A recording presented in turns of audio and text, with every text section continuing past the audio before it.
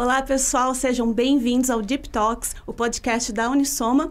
Eu sou Mônica Quashi, cientista de dados, estou aqui com o Adriano, meu colega, para a gente conversar com vocês sobre inteligência artificial, que é um tópico que está presente no nosso dia a dia, ainda que a gente não perceba muitas vezes, mas a gente está muito mais envolvido ali pela inteligência artificial do que a gente percebe, tá? E a nossa ideia aqui é levar esses assuntos, né, tudo que está envolvido ali com o IA, para vocês de uma forma bem clara, bem tranquila, bem mastigadinha, sem muita firula, sem muito termo técnico, que é para vocês entenderem melhor o que está acontecendo aí no nosso mundo, o que está por trás dessas palavras, às vezes termos assim super estranhos. E para isso a gente sempre traz convidados super fera, só gente que manja muito do assunto aqui. E também a gente está contando muito com vocês para fazer uma coisa legal, que realmente seja do interesse de vocês. Então, se você tem críticas, sugestões, dúvidas, perguntas, enfim, qualquer recado que você tenha para a gente, manda. A gente está querendo ouvir, a gente está querendo saber o que vocês estão achando do nosso podcast. Para entrar em contato, tem várias formas, né? Se você está aí no YouTube, já sabe, tem aqui a caixinha de comentários nesse vídeo, você deixa lá o seu recado, aproveita, deixa o like no vídeo para dar aquela ajuda para a gente, se inscreve no canal. Alternativas, todas as redes sociais, fácil assim. Spotify, importante.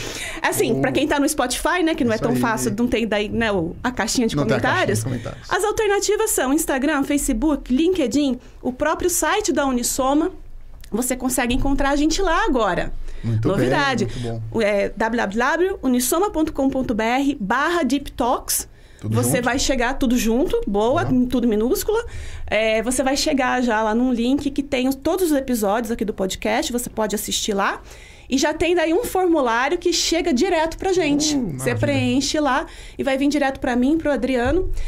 Se você for lá no site da Unisoma, aproveita e dá uma olhada também nos outros conteúdos que a gente tem lá. Tem bastante textos sobre inteligência artificial. No nosso blog tem cases da Unisoma também. Então, assim, todos os assuntos que a gente conversa aqui estão lá também para você poder se informar mais.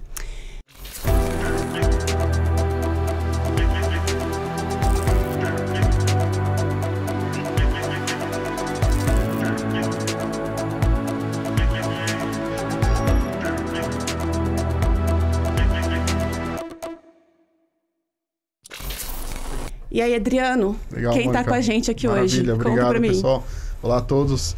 Eu sou Adriano Tomás, especialista em negócios da Unisoma. E, como sempre, né, sempre importante, sempre gostoso falar um pouco do nosso dia a dia, né? Daquilo que, como a Mônica comentou, né? Para as pessoas, às vezes está no dia a dia delas e elas não acabam não percebendo, mas isso está no nosso dia a dia, profissionalmente falando, né? Então, nós trazemos aqui... Além da parte pessoal, profissionalmente também, né? Exatamente, estamos envolvidos ali, né? Então, sempre assuntos interessantes relacionados com a inteligência artificial, nosso dia a dia, nosso trabalho, nosso mercado, nossa pesquisa, né? E o tema de hoje é um meio acadêmico. Então, nosso tema do Deep Talks hoje, meio acadêmico e mercado de trabalho. Que é hoje eu vou falar um pouquinho pelos nossos convidados, eu já vou apresentá-los, um foco um pouquinho ali na aplicação, na matemática aplicada, computacional, e justamente para explorar esse assunto dentro do nosso Deep Talks, trouxemos convidados para lá de especiais, né? Hoje estou aqui com ilustres membros da Sociedade Brasileira de Matemática Aplicada e Computacional, a SBMAC. O professor Pablo está aqui do meu lado, né? O professor Pablo Rodrigues, da Universidade Federal de Pernambuco, né, professor? É o atual presidente, né, do atual biênio, mas já está há 2 biênios, já está na cadeira desde 2020. Já estou para sair. Dezembro, já fica aí, saindo. Calma aí, até ano que vem, fica tranquilo. Ainda um ano e meio. Legal. E também a professora aqui, a Evelise Freire, da Universidade Federal de Lavras, né, professora, muito obrigado aí, professor Pablo. Professora atualmente trabalha numa comissão, né, uma coordenação, um comitê temático, né, de mulheres na matemática aplicada, lá, Mônica, legal, porque inclusive, a sua camiseta tá temática, né? Sim, senhora. Muito bem temática aqui, ó. Acho que quem não tá me vendo, né? Pra quem não tá vendo, tá escrito pai e feminista e cientista e professor. Tudo isso aí, mais um pouco, né? Muito bom. Então, a professora faz parte aí de um comitê interessante que foi uma temática já do nosso Deep Talks, de um episódio onde nós falamos sobre mulheres em tecnologia, né? Então, puxar também um pouquinho desse assunto. Sim. Muito obrigado por ter aceitado o nosso convite, ter aceito com o nosso convite, veio aqui enriquecer a nossa discussão hoje sobre esses assuntos. E aí, falar um pouquinho, né, da atuação de vocês enquanto SBMAC, né? A minha pergunta começa assim, isso, tá? Boa. Eu vou... Pablo. SBMAC é Sociedade Brasileira de Matemática Aplicada e Computacional. Sempre que eu vejo, assim, Sociedade Brasileira de qualquer coisa, eu já penso pesquisa, meio acadêmico, universidade. É só isso, né? Como que é a atuação de vocês? O que vocês fazem? Principalmente, assim, pensando no mercado de trabalho. Tem alguma coisa tentando aproximar, sabe? O meio acadêmico do mercado de trabalho? Enfim, conta um pouco pra gente o que é a SBMAC e o que vocês fazem lá. Sim, o importante é sempre lembrar a SBMAC, gosto de falar da SBMAC como grupo de pessoas, né? É um grupo que se organizou lá em 1978, a gente não era nascido na época, e se organizou para encontrar um espaço para a área de matemática aplicada e computacional. E aí foi criada a sociedade, né? E estamos falando de em torno de 270 pesquisadores que hoje se chamam sócios fundadores. Os fundadores. A gente tem alguns deles aí por aí que estão acompanhando a gente até hoje, né? Então, esse grupo de pessoas que faz? Eles avançam em prol de uma missão comum, que é divulgar a área, a matemática aplicada, e fazer o possível para ajudar o crescimento da área, criar espaços, né? Então, esses, independente de ser academia, mercado, claro, a gente tem um foco maior na academia, e vai perdendo, exatamente. Sim. Perfeito. Mas eu gosto de observar esse SBMAC dessa forma, né? Somos um grupo de pessoas voluntários, todos temos nossos trabalhos aí na universidade, alguns em empresas. E fora isso eu ia perguntar, gente... não são só pesquisadores, você tem pessoas também, quando eu falo pesquisadores, pensando professores sempre... na universidade. Né? Na universidade, tem também pessoas do mercado, de mesmo, empresas. Né? A princípio, isso poderia ter. Recentemente, talvez não tenha, mas é qualquer um pode se aproximar, exatamente. Isso, é possível, importante querer participar nessa missão comum.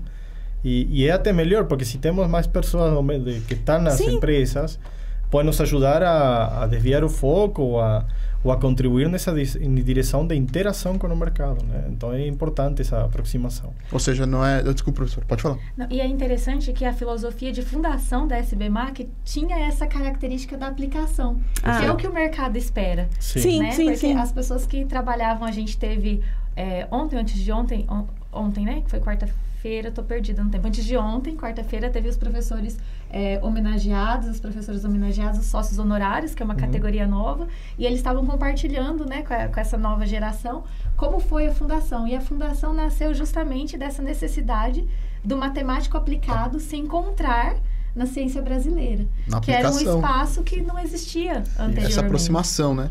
E que é muito recente aqui. Então, acho que isso tem tudo a ver com o mercado, apesar da academia ainda estar aprendendo a dialogar com o mercado, a gente está evoluindo aí nesse De certa forma, isso também se remete à fundação da Unisoma. Né? A Unisoma também foi fundada por um professor que queria fazer essa aproximação. Ele era um professor Miguel Taube, da Unicamp, e lá na década de 80 ele sentiu essa necessidade, viu uma possibilidade de fazer essa aproximação, né? Daquilo que ele tinha na academia, daquilo que ele aplicava ali, né, em conceitos teóricos, mas que não tinha uma empresa por trás ali patrocinando, vamos dizer assim, essas inovações, né? Então surgiu a Unisoma lá na década de 80, mais precisamente em 84, né, com esse propósito também. Legal. E aí, professora, como que a SBMAC se aproxima, né?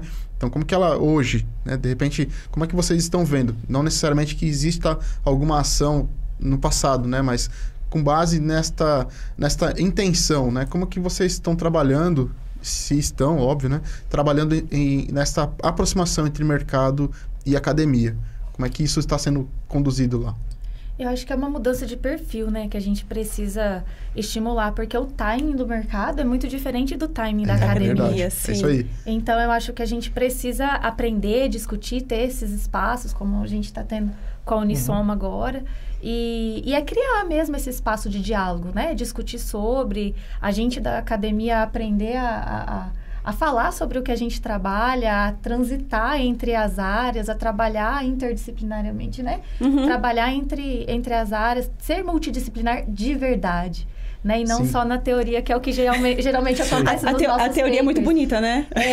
Aí você publica um paper lá, maravilhoso, e esconde o seu código, né? Para não compartilhar com ninguém e aprender a trabalhar nesse timing. Eu acho que a SBMAC tem investido muito nisso, né? A SBMAC está sempre aberta a esse diálogo. Sim, e estamos com alguns projetos novos. E aí é interessante ver como evolui essa interação, tem que evoluir essa interação com o mercado. E às vezes nós não acompanhamos muito bem essa evolução, mas agora estamos tentando fazer Ótimo. isso. Sim? Mas, por exemplo, a SBMAC tem uma categoria de associado que é associado institucional, que é uma instituição, se associa e tem alguns benefícios. Se associar é contribuir de alguma forma financeira com a sociedade por ano. Mas os benefícios, a gente descobriu que são benefícios acadêmicos. Não? Por exemplo, mandamos a revista da SBMAC, liberamos aí inscrição para eventos, mas são todos benefícios acadêmicos. Então, nesse ano, a gente está criando a categoria Associação Institucional Empresa Startup, e um dos benefícios é esse espaço no CNMAC. A gente quer trazer as empresas para dialogar, porque nós queremos fomentar isso, é parte do nosso propósito. É uma sociedade sem fins lucrativos. Nós queremos que todo mundo que está associado de alguma forma com matemática aplicada cresça. Se comunique. Se comunique e cresça. E a comunicação é algo muito importante, que aí a gente tem que trabalhar. Acho que esse é o principal ponto, né? Só uma coisa, falando do CNMAC, né? Boa. Que é bom falar, né, para o pessoal. No momento que a gente está fazendo essa gravação, está rolando o Congresso Nacional de Matemática Aplicada e Computacional, certo? Isso aqui Campinas. Aqui em Campinas. E então, né, que você citou aí agora o espaço muito no bom, CNMAC, é exatamente esse congresso, né? Exato.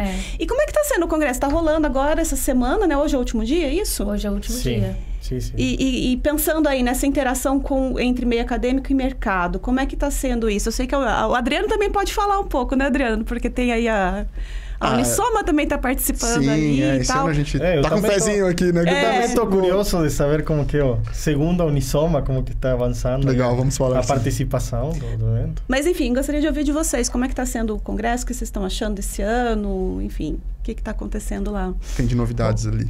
Tá sendo um grande reencontro, né? Nesse tempo pós-pandêmico. Verdade. Então, é o primeiro presencial depois da pandemia. É o primeiro presencial depois da pandemia. Então, é uma mistura ainda de...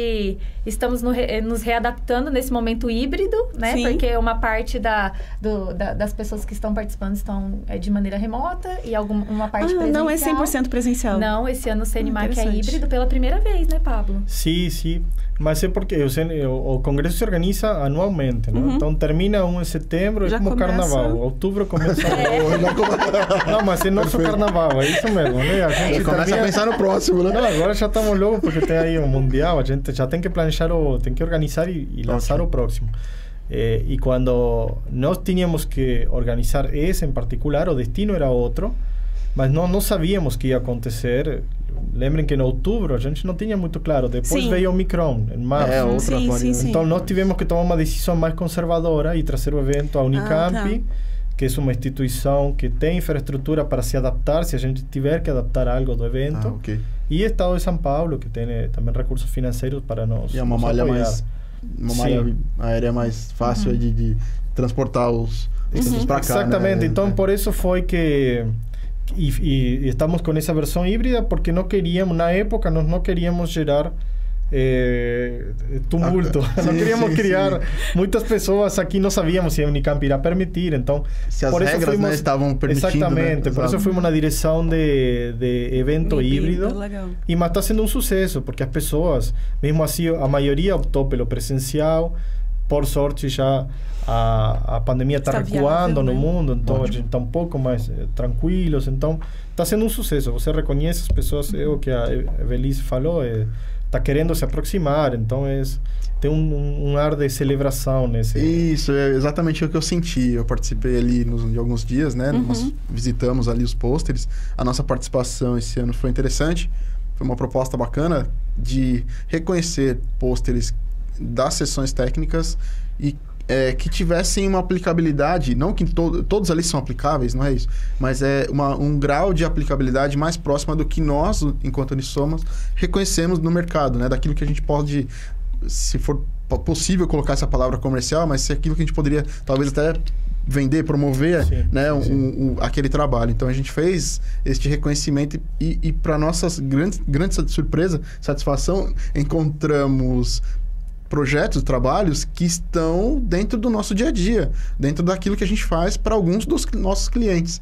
Claro, não vamos sair aplicando isso, até porque o cliente não demandou isso ainda, mas é muito interessante ver esta proximidade. Sim, né? sim.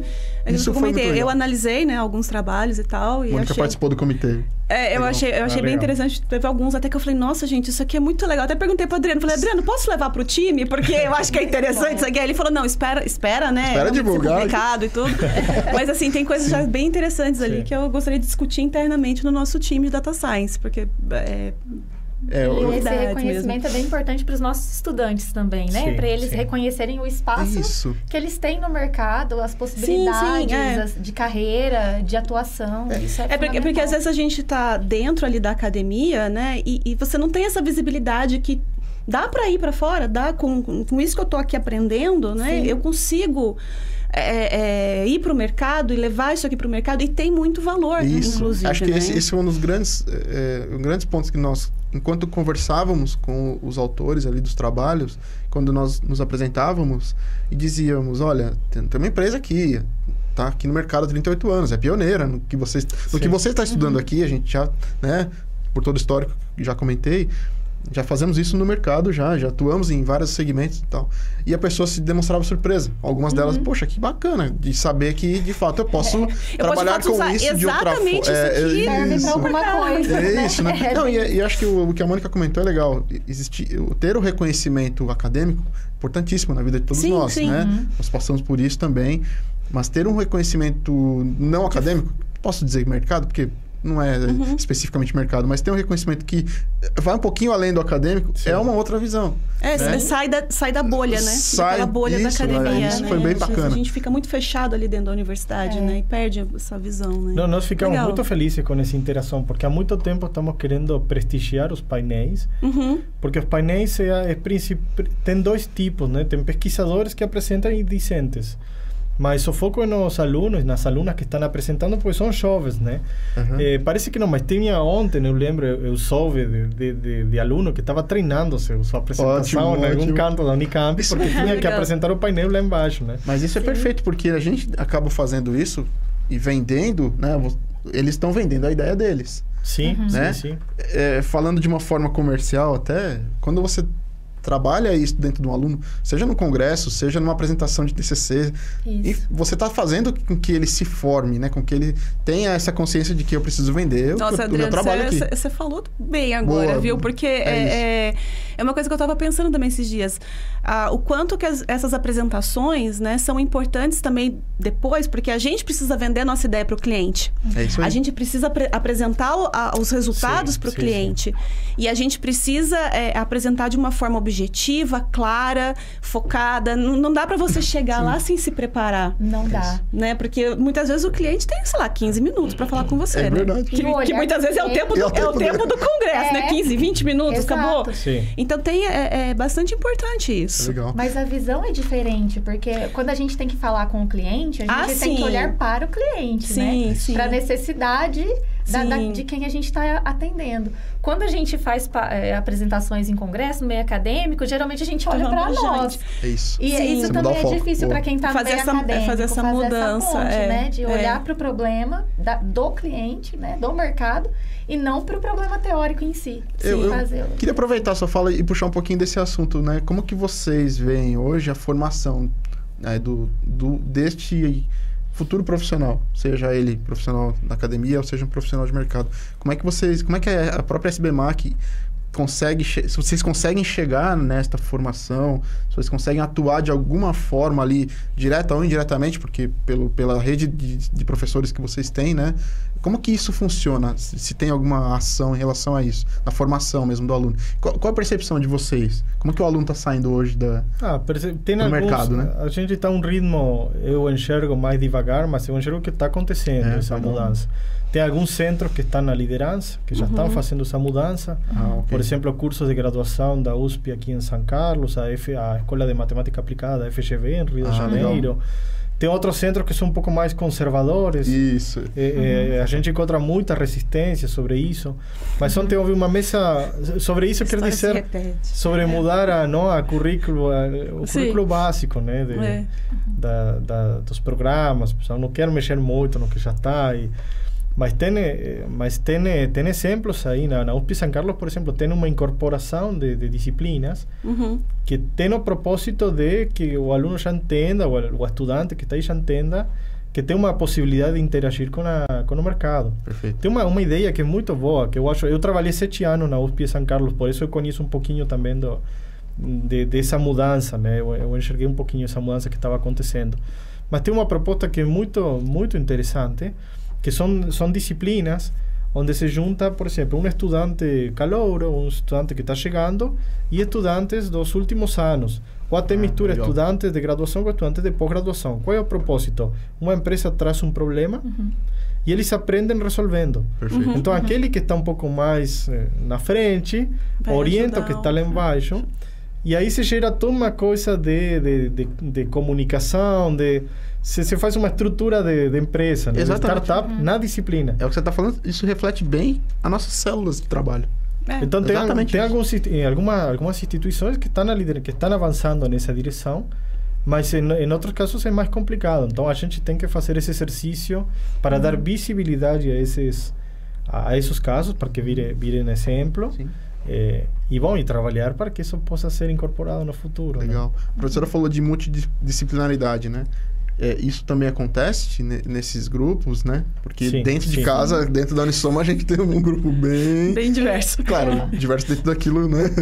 Sim, sem extrapolar, mas tem uma multidisciplinaridade muito interessante. Eu acho que o Cenimac é o exemplo perfeito disso, ótimo. Né? Sim. Porque as áreas, as sessões técnicas, elas são muito diversas. A gente estava falando da nossa formação, né? Que nós somos matemáticos com doutorado em engenharia.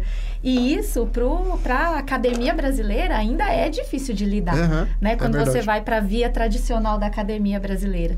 Eles querem que aquela linha, se você segue aquela linha... Sempre aquela linha, matemática. Você diz pela pós-graduação em engenharia, que seria uma coisa mais aplicada. Exato. Ou até para ingressar, né? Concursos, para ingressar em um departamento. Sim, muito difícil. As vagas geralmente exigem a pós-graduação em matemática. Um perfil linear. Ou o contrário, um perfil linear, exatamente. Ou exigem uma graduação em engenharia, que não é o caso. E é contraditório, porque eu trabalho com o mesmo problema desde que eu estava na iniciação científica. Só que em atuações diferentes, né? Em currículos diferentes. E é justamente isso que o Cenimac é a nossa casa, né? De pessoas com esse perfil, porque a gente consegue transitar muito bem, porque a gente tem sessões técnicas de matemática aplicada em engenharia, sessões técnicas de otimização, de ensino, de biomatemática, de biomatemática. Então, são áreas muito bem consolidadas, né? Vertentes muito bem consolidadas, mas que dialogam muito bem entre si. Legal que quando nós fomos fazer a composição ali das pessoas para nos ajudar na avaliação desses trabalhos, né? Nessa prévia, claro. O mais legal foi que nós conseguimos, dentro da Unisoma, alocar pessoas com os conhecimentos que estavam ali. Então, a gente tinha o pessoal da biologia, tinha o pessoal da estatística, tinha o pessoal da matemática, tinha o físico, tinha os engenheiros. Então, a gente conseguiu distribuir ali, né? E também muitos de nós também passamos ali por um mestrado, um doutorado. Então, a gente tem também um viés da pesquisa ali. A gente tivemos que publicar, né? Enfim, foi interessante porque nessa distribuição foi que eu me dei conta, falei, poxa, a gente tem um time muito diversificado também em casa aqui, né? É bem diversificado. Muito legal, foi bem bacana poder distribuir. E aí, puxando um pouquinho este assunto aí de trazer agora um evento híbrido, quais são os próximos passos do próprio Cenimac, né? Da própria SBMac em relação ao congresso? Quais são os próximos passos aí para o próximo ano? Sim, a gente tem já planejamento. Bom, a ideia é voltar à versão mais tradicional no sentido presencial, né? Mas não abandonar o híbrido? Isso acho que é difícil, né? Tem que estudar, porque é difícil, depende muito da infraestrutura que você tem, não é trivial. A gente teve essa versão híbrida agora, mas também teve seus probleminhas aí vindo junto. Mas o que queremos trabalhar muito é essa abertura para trazer as empresas, startups a participar do evento. isso que vocês fizeram, assim, a comunidade está muito feliz com essa participação da Unisoma, prestigiando os painéis, né? Então, tem algumas dessas atividades que nós queremos manter.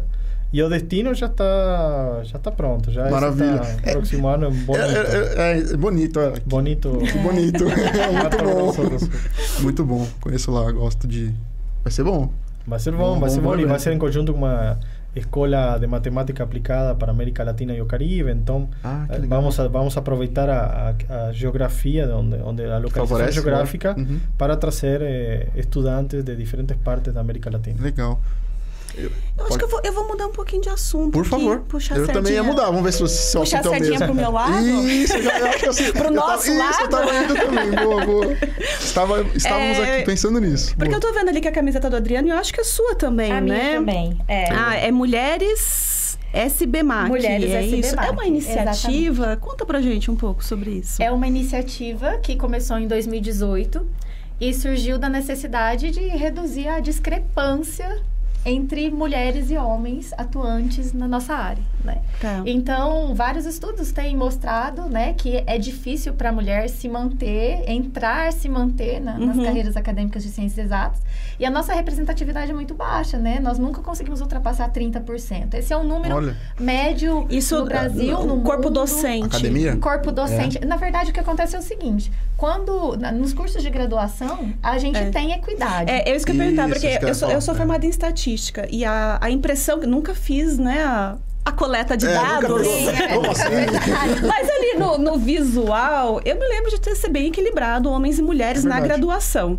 Sim. Né? Mas... e esse é um problema, porque a gente vê essas mulheres, essas meninas entrando na graduação e a gente acha que tá tudo bem.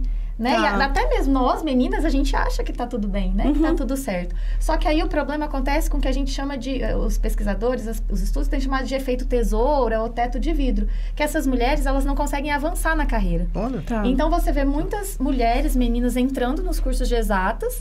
Elas saem dos cursos de exatas. Então, assim, não é uma questão de não gostar de exatas ou não querer exatas. Não, com certeza a gente quer, a gente gosta. Gostamos, queremos, mas não somos incentivadas desde a infância. Tá. Né? Porque até pelos brinquedos, né? Quando a gente dá um brinquedo para uma menina, geralmente a gente dá uma panelinha, uma bonequinha, e nenhum problema com isso, né? Mas e para o menino a gente dá bloco de montar, foguete. Então já existe. É difícil você achar um foguete rosa e uma panelinha azul, né? Não que fosse necessário, mas as crianças têm essa coisa. A referência da cor. A referência da cor. Então é importante essa troca, esse estímulo desde a infância, né? Que infelizmente não acontece, é uma dificuldade. E isso acaba culturalmente, né? O meio cultural acaba fazendo com que as meninas achem que gostam menos das áreas de exatas. E isso se reflete nos cursos de graduação e muito mais gravemente na pós-graduação. Porque daí, o que acontece, então, depois da graduação? Porque entrando na graduação, nós estamos.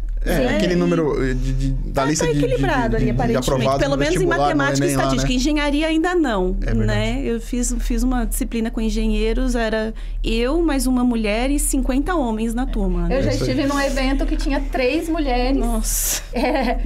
Só 3 mulheres no evento inteiro, né? Da engenharia também. Da engenharia. Mas aí o que acontece, então, depois? Então, por que na carreira acadêmica, então, né, pós e... Tem muitos fatores, né? Assim, as pessoas têm começado a se atentar para esse fato e começaram a estudar para tentar entender o que está acontecendo.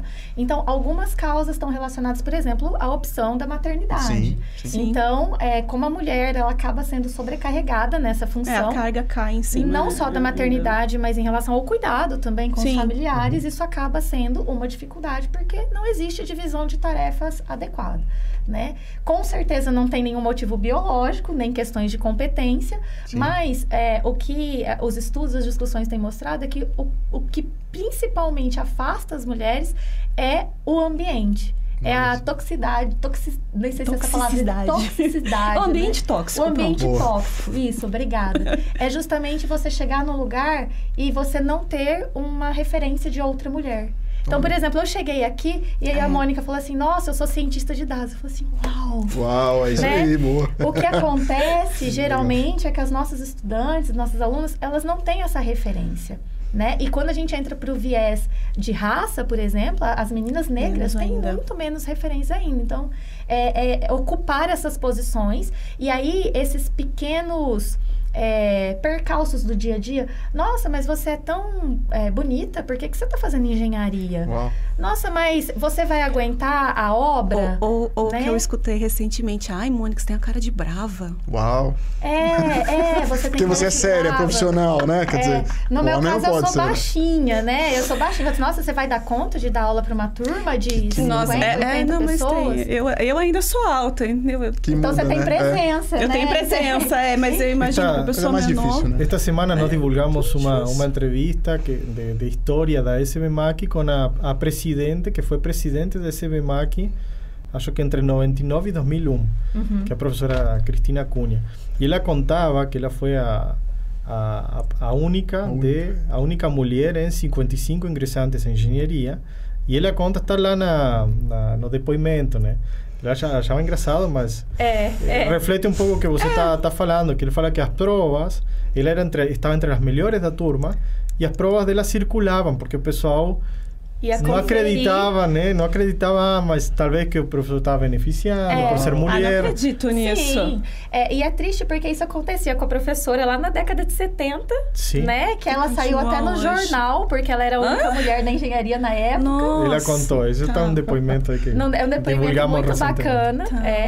Mas acontece hoje indiretamente ainda. Sim. Né? Então, a gente tem essas questões, né? De esses pequenos... A professora Márcia Barbosa, que é uma ativista na área, né? Que é uma professora da física, ela fala que são as pequenas picadas do dia a dia, né? São os pernilongos do dia a dia. Sim. E, na verdade, são essas questões que fazem com que as mulheres não se sintam parte e desistam das suas carreiras em várias etapas. Várias né? etapas do time.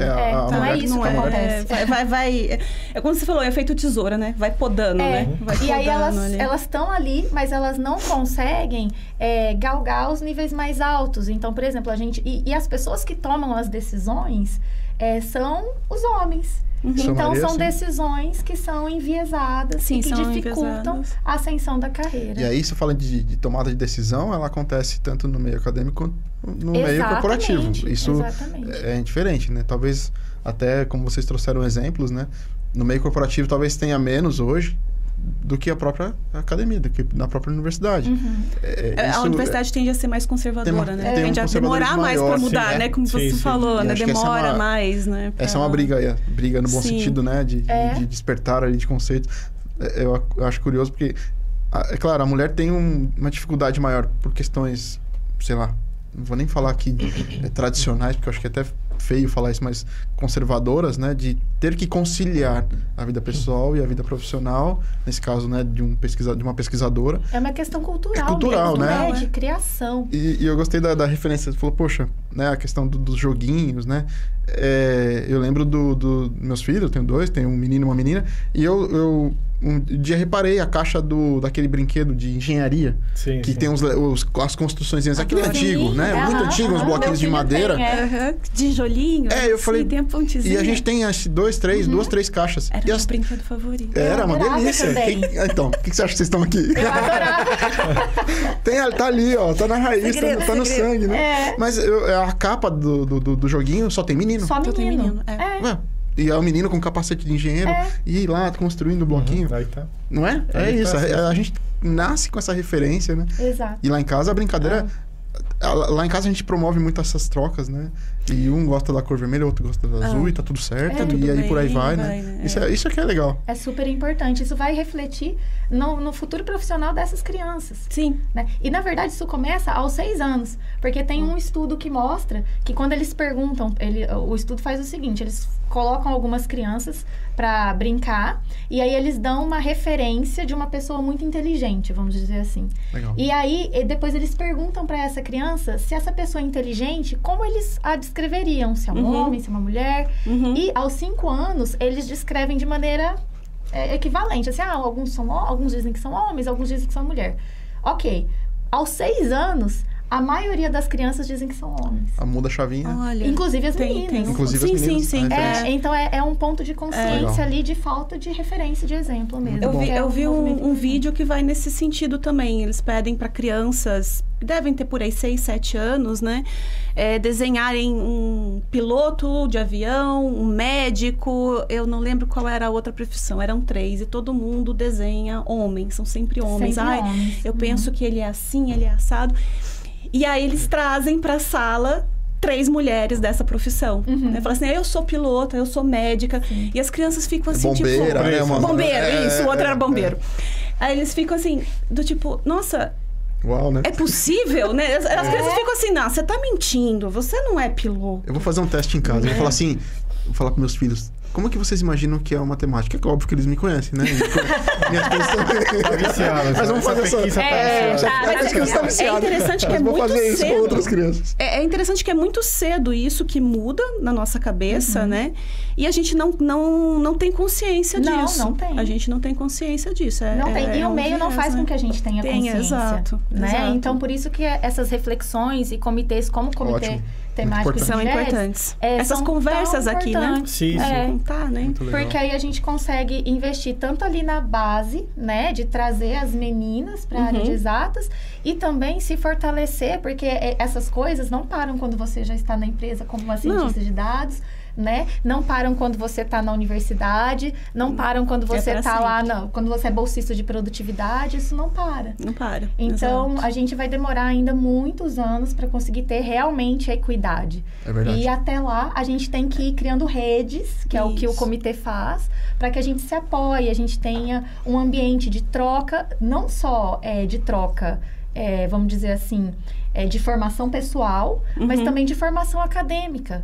Né? Porque é importante que os grupos de mulheres se fortaleçam junto com os homens que nos estimulam, né? Que trabalhem conosco, como a diretoria da SBMAC tem feito e apoiado o comitê desde a criação. Tem que dar muita divulgação. Muita divulgação. E as iniciativas que dão certo, a gente tem que virar exemplo, né? Hoje estávamos conversando de...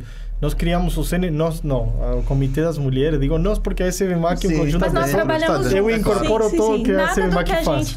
Nada do que a gente fez, a gente teria feito sem o apoio da diretoria, que foi fundamental desde o dia da criação em 2018. Na quarta-feira eu apresentei um relatório de atividades e eu falei, bom, nós fizemos. E aí esclareci, não, bom, esse foi o comitê tal, o comitê X.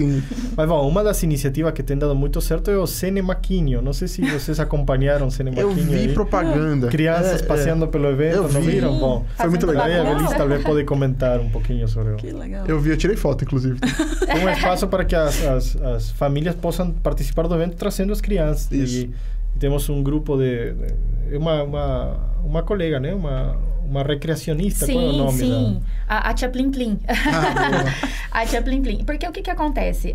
Uma das coisas que dificulta a inclusão da mulher no mercado e na academia também é a questão da maternidade. Porque a gente pensa, não, a acadêmica, ainda mais a gente que trabalha numa universidade pública, federal ou estadual, não, essa mulher tem estabilidade, realmente, né? Nós temos estabilidade, mas a partir do momento que você tem um filho, você tem o seu tempo de licença maternidade e isso dá uma quebra na sua produtividade. Sim.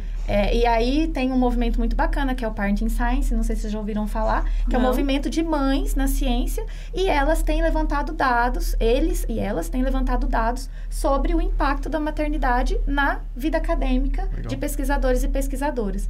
E esses dados mostram que nos primeiros 4 anos da maternidade, a produtividade dessa pesquisadora despenca.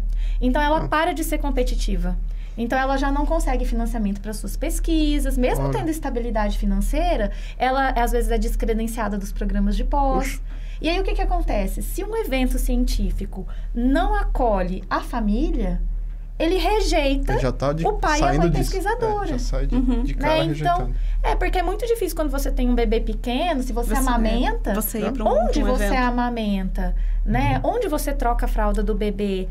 E quando você exclui as famílias, vamos dizer assim, de um evento científico, você está excluindo essas pessoas que fazem pesquisa também. Na sua maioria, mulher.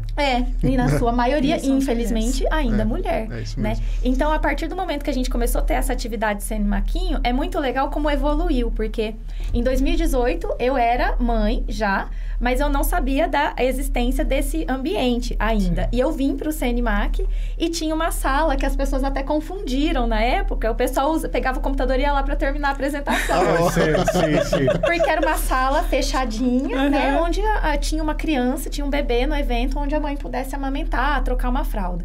E aí em 2019, a comissão organizadora já pensou, não, vamos fazer um negócio, né? Institucionais, né? Vamos divulgar isso. Sim. E aí colocaram micro-ondas, trocador, brinquedinho. Até o nome, né? Que em 2018 se chamava Sala Tranquila.